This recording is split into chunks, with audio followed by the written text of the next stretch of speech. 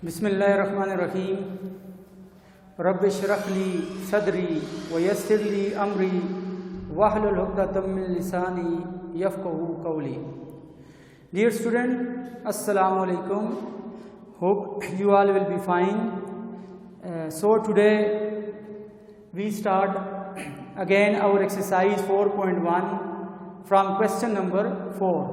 Before starting our exercise or question,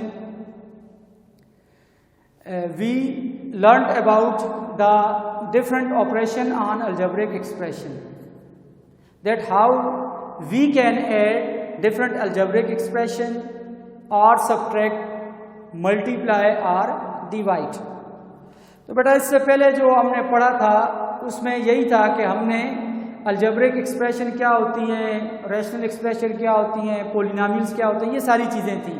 अब यहाँ पर हमने जो क्वेश्चन नंबर 4 है उससे पहले एक चीज़ ये पढ़नी है कि किस तरह हम दो अलजेब्रिक एक्सप्रेशन को ऐड कर सकते हैं या सब्ट्रैक्ट कर सकते हैं या मल्टीप्लाई कर सकते हैं, डिवाइड कर सकते हैं। तो इसके लिए बेटा देखें, आपके पास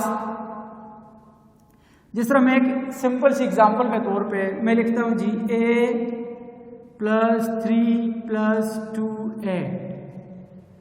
अब ये एक अलजेब्रिक एक्सप्रेशन है, a + 3 + 2a, 3 टर्म है इसमें।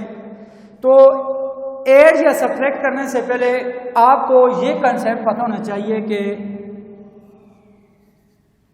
लाइक टर्म, ठीक है, अनलाइक टर्म,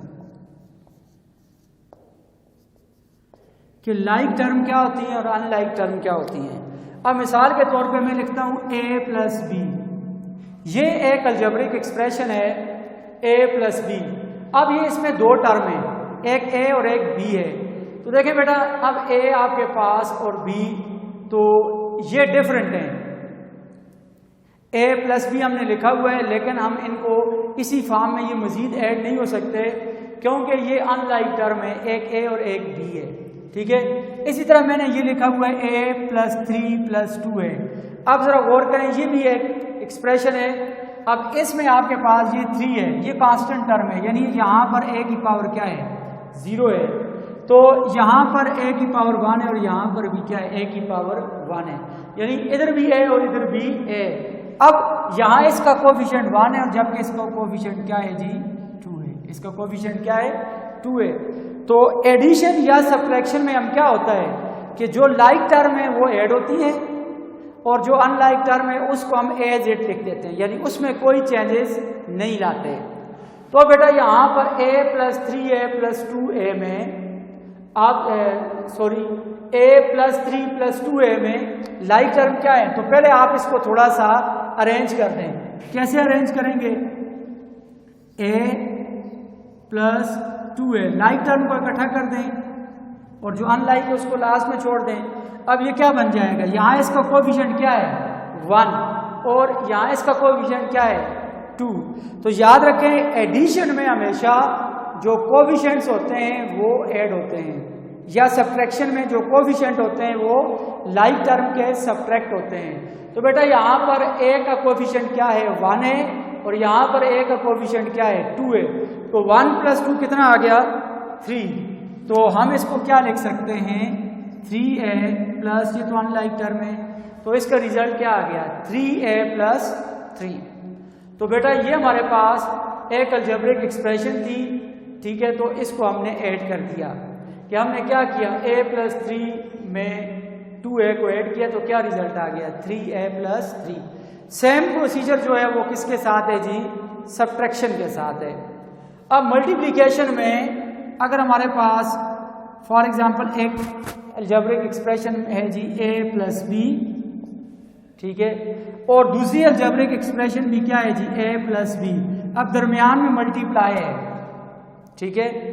तो आपके पास क्या आ जाएगा रिजल्ट इसका, मल्टीप्लिकेशन में बेटा हमने क्या करना है, मल्टीप्लिकेशन जो है अब उसमें ये वाली तरतीब नहीं है कि लाइक टर्म और अनलाइक टर्म जो है, ठीक है, उस वाली बात नहीं है। आपने मल्टीप्लिकेशन में अब जिस तरह a प्लस बी को हमने a प्लस बी के साथ मल्टीप्लाई करना है, तो बेटा इसमें जो आपके पास फर्स्ट टर्म होगी उसको आप इस एक्सप्रेशन की दोनों टर्म के साथ मल्टीप्लाई करेंगे।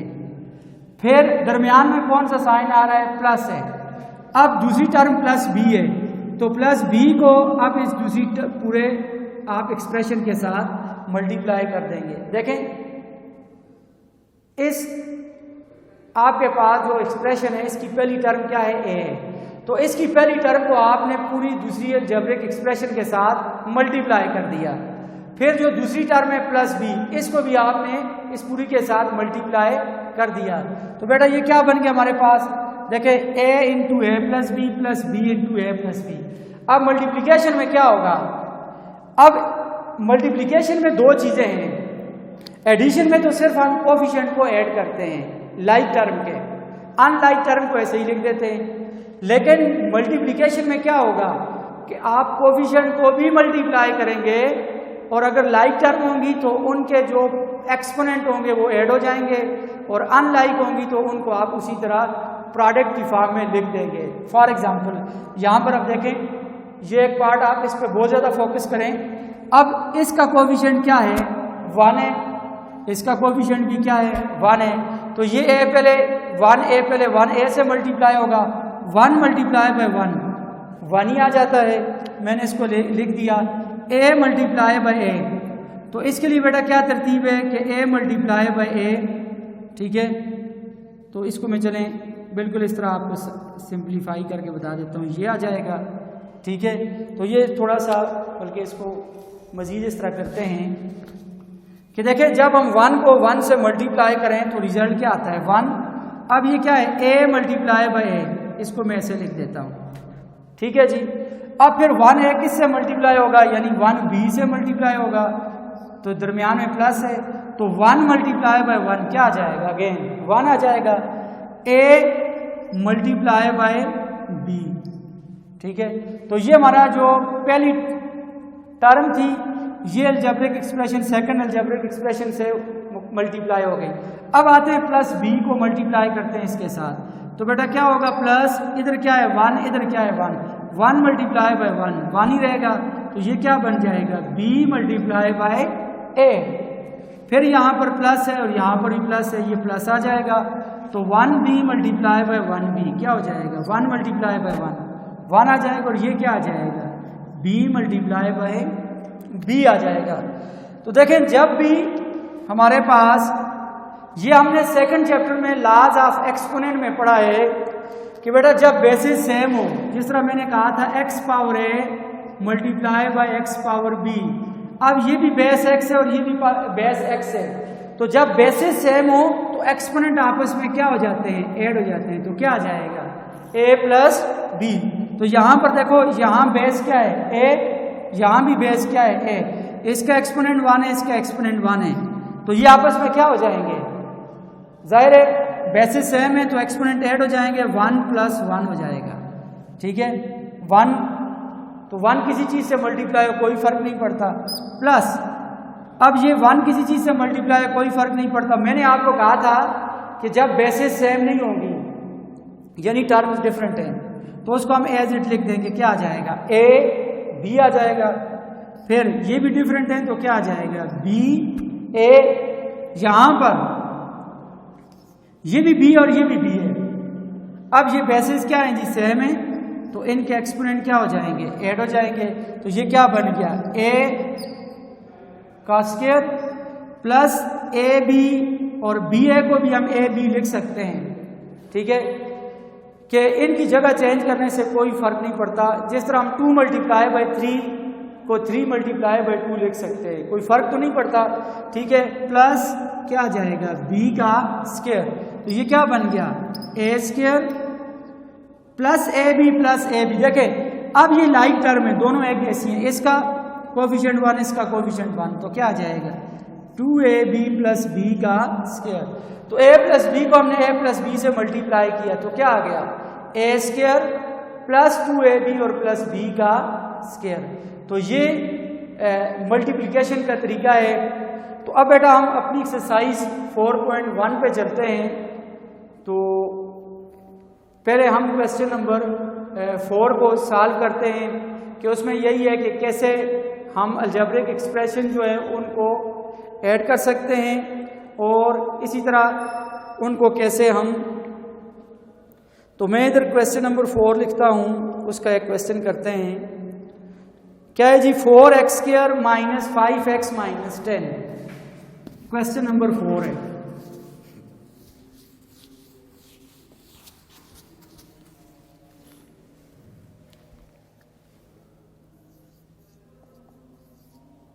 इनको हमने ऐड करना है जी। क्या है जी? 4x² जी, 4x² minus 5x minus 10 minus 5x minus 10 एक अलजेब्रिक एक्सप्रेशन है। दूसरी क्या है जी? 2x² plus 5x plus 10। तो बेटा इनको हमने ऐड करना है, ठीक है। तो कह रहे जी ऐड द एक्सप्रेशन, इनको आप ऐड करें। तो अब एडिशन के दो तरीके हैं, दो मेथड है, वो भी मैं आपको बता देता हूं। एक जो है वो है जी वर्टिकल मेथड और दूसरा जो है वो क्या है जी? Horizontal method.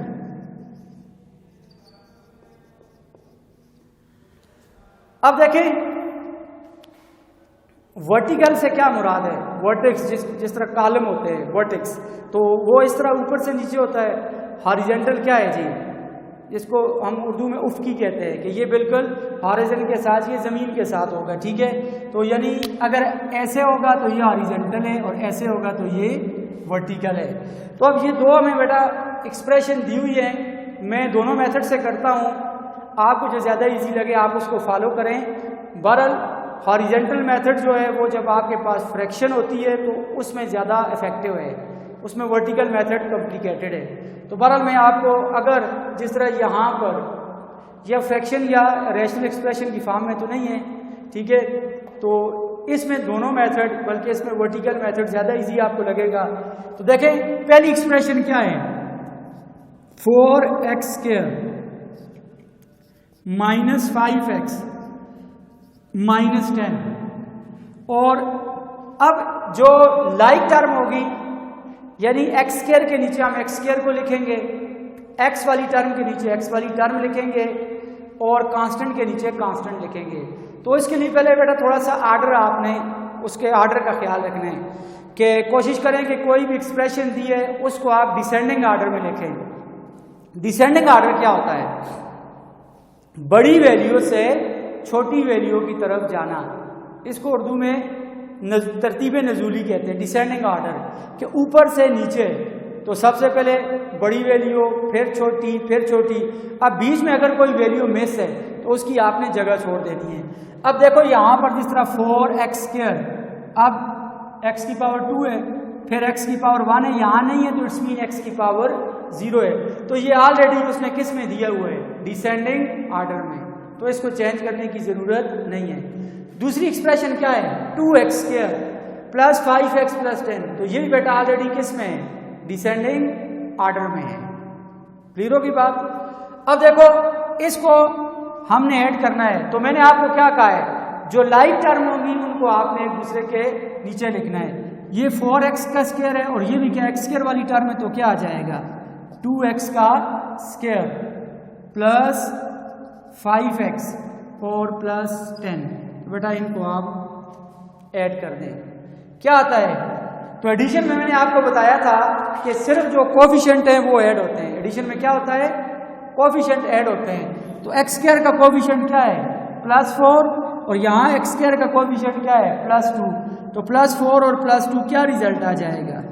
6x²। इनको ऐड नहीं करना है, ये मल्टीप्लाई नहीं हो रहा है, ये ऐड हो रहा है। तो एडिशन में सिर्फ आपका कंसर्न लाइक टर्म के कोफिशिएंट के साथ होता है। तो देखो अब -5x प्लस 5x ये सेम है, -5 प्लस 5 क्या आ जाएगा? 0, तो ये 0x रह गया, प्लस -10 प्लस 10 तो क्या आ गया? 0x। तो हमारे पास रिजल्ट क्या रह गया? 6x²। तो इनको लिखने की ज़रूरत नहीं है, 0x प्लस 0, तो आंसर क्या आ गया? 6x²। अब इसी को मैं हॉरिजेंटल मेथड से सॉल्व करता हूँ। क्या है जी, 4x² minus 5x sorry minus 10 2x² plus 5x और प्लस 10। तो इनको अगर आप मल्टीप्लाई करें तो मैंने आपको क्या कहा था, पहले ये 4x² सबके साथ मल्टीप्लाई होगा,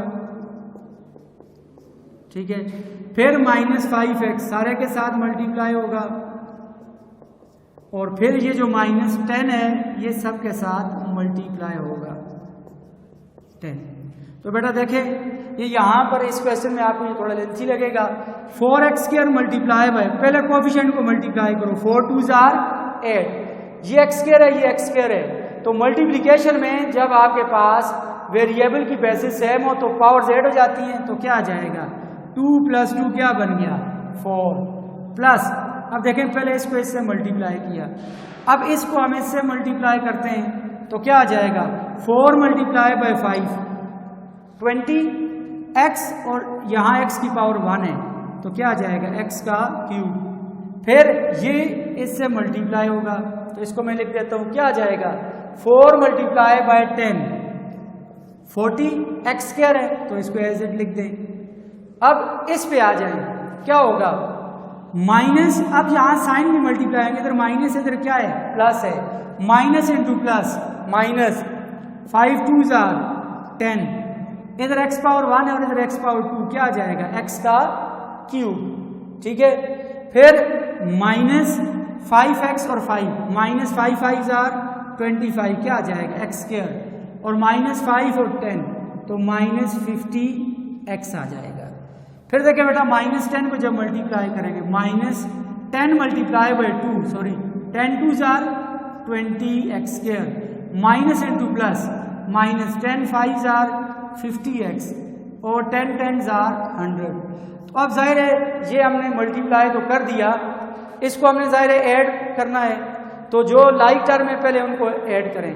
यहाँ क्या है 8x पावर 4, ठीक है, तो ये हमारे पास क्या रिजल्ट देता है जी, सॉरी मैंने इनको मल्टीप्लाई कर दिया, मैं एक्सट्रीमली सॉरी, मैंने इनको ऐड करना था, तो बेटा इसको मैं दोबारा यहाँ पर इसको सॉल्व करता हूँ, मैंने इसको मल्टीप्लाई कर दिया है, तो देखें इसको ऐड करना था 4x² minus 5x minus 10 plus 2x² plus 5x plus 10, तो ये बेटा ये तो बिल्कुल सिंपल बन जाता है। पहले आप अरेंज करें जो लाइक टर्म है, ये x² वाली टर्म है और ये x² वाली टर्म है, ये x वाली टर्म है और ये x वाली टर्म है, तो ये आपके पास क्या आ जाएगा, अब देखो एडिशन में सेम टर्म 4 + 2 6, क्या आ जाएगा 6x², minus 5x plus x cut गया, माइनस 10 + 10 तो क्या रह गया 6x का स्क्वायर। तो ये आज के लिए काफ़ी है, नेक्स्ट इंशाल्लाह हम अब नेक्स्ट जो क्वेश्चन है वो हम नेक्स्ट क्लास में करेंगे और फिर आपको होम असाइनमेंट भी दूंगा। तो आज के लिए काफ़ी है, थैंक यू वेरी मच।